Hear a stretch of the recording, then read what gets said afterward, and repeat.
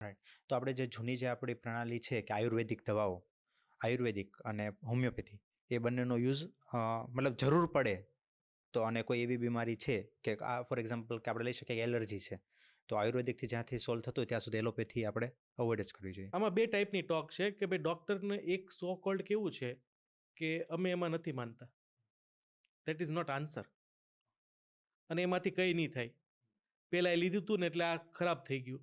એવા કેસ કેટલા હોય ખબર? 1000-2-3. પણ એ લોકો એનું એક્ઝામ્પલ છે ને બધા ઉપર સેટ કરે. એલોપેથિકમાં શું હોય કે તમે એક દવા ગમે તેટલા માણસને આપો પણ એકની ડેથ અટકવી જોઈએ. That is called NNT, number need of treatment. Number need of treatment, કે તમે કેટલા લોકોને દવા આપો છો ત્યારે એકની ટ્રીટમેન્ટ થઈ. હવે ટ્રીટમેન્ટ સો કોલ્ડ હૃદયના દર્દી હોય તો હૃદયના દર્દીને ટ્રીટમેન્ટ શું કે હાર્ટ એટેક આવતો અટકાવે, કે હાર્ટ ડેથ થતું અટકાવે.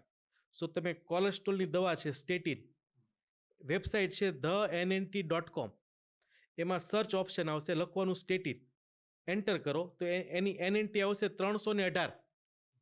એટલે તમે 318 જણાને કોલેસ્ટ્રોલની ગોળી આપો છો તો એકને એટેક નથી આવતો.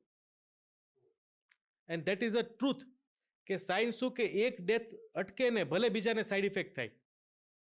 સો મસ્ટ યુઝ હોમિયોપેથિક, આયુર્વેદિક, નેચરોપેથી, હોમ બેઝ નુસ્ખા, અને એનાથી કરો.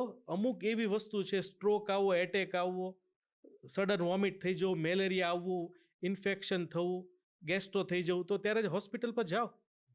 બટ આજે સાદું શરદી ઉધરસ, આંખ બળે છે, માથું દુખે છે, ખંજવાળ આવે છે, નોર્મલી કળતર પેશાબમાં છે. બળતરા છે, અને તમે ઇમિડિયેટલી ડોક્ટર પાસે જાઓ તો શું થશે? તમે જે લોકોને ટ્રેન કરી દીધા છે, તમે શીખવાડી દીધું છે કે તમે મને દવા આપો, રિપોર્ટ કરાવો અને સારા કરો.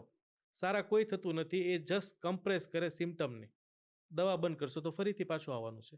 સો ઓલવેઝ યુઝ હોમિયોપેથિક, આયુર્વેદિક અને નેચરલ ઓન ફર્સ્ટ બેઝ. એનાથી ચલાવો, નથી થતું તો પછી સેકન્ડ સ્ટેજ પર જાઓ. ઓકે. જ્યારે કોઈ પણ પેશન્ટ ડૉક્ટરની વિઝિટ કરતું હોય છે ને, ત્યારે એક વસ્તુ માર્ક બી કરી છે ને, એક વસ્તુ આપણે જોઈએ છે કે ડૉક્ટર પૂછે કે શું પ્રોબ્લેમ છે, એટલે પ્રોબ્લેમ કહી દે અને ડૉક્ટર સોલ્યુશન આપી દે, ધેટ્સ ઇટ. મતલબ વિઝિટ કરવા જાય છે, 2 મિનિટ બી નથી થતી અને બહાર આવી જાય છે, બરાબર. પણ હું એવું માનું છું કે ડૉક્ટરને પૂછવું જોઈએ, બધું જ ડિટેલમાં પૂછવું જોઈએ કે આ દવા સિવાય મારો અલ્ટરનેટ ઓપ્શન શું છે, કે હું બીજું શું કરું, મારી લાઈફસ્ટાઈલમાં રૂટીનમાં શું ચેન્જ કરું. એટલે એક આ વસ્તુથી લોકોને આપણે કહેવાય ને કે એજ્યુકેટ એક લોકો થવા જોઈએ. અગર હું એમ કહું છું ઇન્ડિયામાં 1 લાખ લોકો મરે છે તો એમાંથી 33,000 લોકો ખોટી દવાના લેવાથી કે દવાના રિએક્શનથી કે મિસમેચ દવાથી, that is called ADR, adverse drug રિએક્શનથી મરે છે. That is claim by US. Third largest death by ADR. Doctor પૂછતા નથી, પેશન્ટ બતાવતો નથી, ફાર્માવાળો બીજી દવા આપે છે. કેટલો સમય લેવાની દવા હોય છે, ક્યારેક 2 દવાખાને ગયા, બંનેની દવા મેચ થાય છે, સાઈડ ઇફેક્ટ ઊભી થાય છે તો એના રિપોર્ટિંગ નથી થતા. અનવોન્ટેડ ઇમિડિયેટલી દવાનો ઉપયોગ કરી દેવો, એન્ટીબાયોટિક આપી દેવું. આજે તમે રેઝિસ્ટન્સ એન્ટીબોડી થઈ ગઈ છે એન્ટીબાયોટિકના અગેન્સ્ટમાં, because why? Immediately given drug. એટલે a true doctor is teacher. એને પૂછવું જોઈએ કે માથું દુખે છે તો શું કરવા દુખે છે. 1 જાન્યુઆરીથી લઈને 3 જાન્યુઆરી સુધી બધાને હેડેક હોય. શું કરવા? 31 ડિસેમ્બરે ડ્રિંક કર્યું છે, લેટ નાઇટ પાર્ટી કરી છે, તો માથું દુખે છે તો એ પ્રોબ્લેમ છે? નથી. એનું રીઝન છે, બિકોઝ ઓફ ધેટ એને હેડેક થાય છે. આજે ગભરામણ પરસેવો થઈ ગયો છે તો પૂછો શું કરવા, તો એ કહેશે કે મેં આવા ન્યૂઝ સાંભળ્યા એટલે. તો that need assurance. Assurance is the best medicine. એટલે આજે લોકો જાગૃત થાય છે તમારા પોડકાસ્ટ માધ્યમથી, અને આજે સોશિયલ મીડિયામાં જે માર્કેટ આ લોકોનું અપ જાય છે અને એનો ટ્રેન્ડ વ્યૂ વધ્યો છે because of A giving a good knowledge. અને આજે ડૉક્ટરો બી ઉપર આવેલા છે. આઈલ ફોલો 3-4 ડૉક્ટર કે જે સારું સારું બોલે છે. A cardiac surgeon doctor Ramakant Panda, the most renowned surgeon in India, says કે પહેલાં તમે ડાયટ સુધારો અને દવા લ્યો ને પછી બાયપાસ કરો.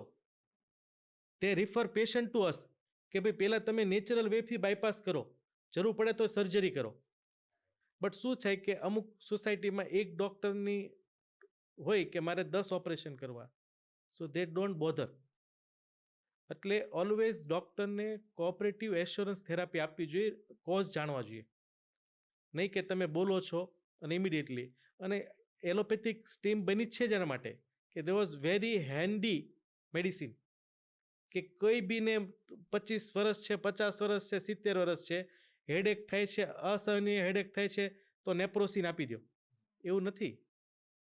અને એ પછી 20 વર્ષ પછી એ દવા બેન્ડ થઈ જશે કે એની ઇફેક્ટ આ છે, એની સાઈડ ઇફેક્ટ આ છે, અને નવી દવા લોન્ચ થાય છે. That is cold evidence base science. Evidence પકડે અને એવિડન્સને પૂછે અને એવિડન્સના રિવ્યુથી એટલે દવા લોન્ચ કરે. અને આયુર્વેદ છે ઓબ્ઝર્વેશન સાયન્સ, કે ગળું બળતું હોય તો હળદરમાં પાણી નાખીને પીવાથી થાય. એ 5000 વર્ષથી આપણા પેઢીઓએ કરતા આવ્યા. આપણા દાદાના દાદાના દાદા કરતા હતા, એણે આને કીધું કે તું આવું કરજે. એ ક્યારેય ના બદલાય. ઓબ્ઝર્વેશન સાયન્સ છે ને, હા, બટ એલોપેથિક સાયન્સ શું કહે, તમે એવિડન્સ આપો.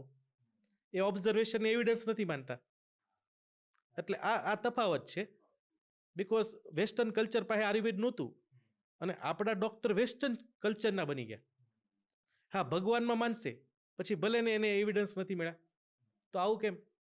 તમે કોઈ ડોક્ટર ભગવાનમાં માને છે કે ભગવાન એને એવિડન્સ નથી આપ્યો કે તું ક્લિનિકમાં દવાખાનામાં મંદિર રાખીશ તો તારે કોઈ તકલીફ નહીં થાય, તો પણ રાખે છે. તો એવી જ રીતે તમે બીજું સાયન્સને બી એડોપ્ટ કરો. અને લોકો આજે ડૉક્ટરો બી કરે છે અને આયુર્વેદ ઉપર આવે છે, અને સરકારે પોલિસી બી બનાવી છે. એટલે રિક્વેસ્ટ છે સરકારને કે અગર એ જો ઇન્સ્યોરન્સ કંપનીમાં ઇન્ક્લુડ કરે તો આજે કેરલામાં જાઓ તો તમને એલોપેથિક કરતાં આયુર્વેદિક દવાખાના વધુ છે, વધારે છે. Yes, right. અને લોકો વળે છે અને આવશે ઇન ફ્યુચર. આ રિનોવેટ થશે બધું. રાઈટ.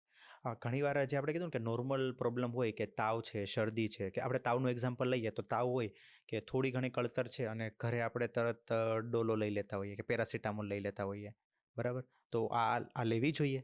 ડેફિનેટલી નહીં. તાવ આવે છે એટલે આપણે આર્મી ક્યારે રોડ ઉપર આવે? કે જ્યારે થ્રેટ આવ્યો છે. થ્રેટ આવે ત્યારે. ઓકે. એટલે બોડીમાં વાયરસ, બેક્ટેરિયા આવે ને એટલે WBC કાઉન્ટ રિએક્ટ કરે અને બોડી ફાઇટ કરે, એટલે બોડી ગરમ થાય. તો એને ગરમ થવા દો, ફાઇટ કરવા દો. જ્યારે સામેવાળા વાયરસને એ મારી નાખશે ને એટલે બોડીનું ટેમ્પરેચર ડાઉન થઈ જશે. એટલે ઓલવેઝ વેઇટ કરો. નમકના પોતા કરો, ઠંડા પાણીના પોતા મૂકો. નીચે બી તમે બરફથી ઘસી શકો પગને. આયુર્વેદિક દવાનો ઉપયોગ કરી શકો, હોમિયોપેથિક દવાનો ઉપયોગ કરી શકો. આનાથી શું ફાયદો થશે કે એક વખત તમારું બોડીએ વાયરસને બીટ કરી દીધું ને તો પછી ક્યારે બીજી વખત એ એટેક નહીં કરી એટેક નહીં કરે. આપણે દબાવી દઈએ છીએ. આપેલો હમણાં HMP વાયરસ આવ્યો હતો. હા. હવે એ વાયરસ છે 1960 નો. હા, યસ. આપણી બોડીમાં ઓલરેડી રેઝિસ્ટન્સ છે, તો બી મીડિયાએ હવક બનાવી દીધો કે આનું તેનું. એમાં બી બધું દવા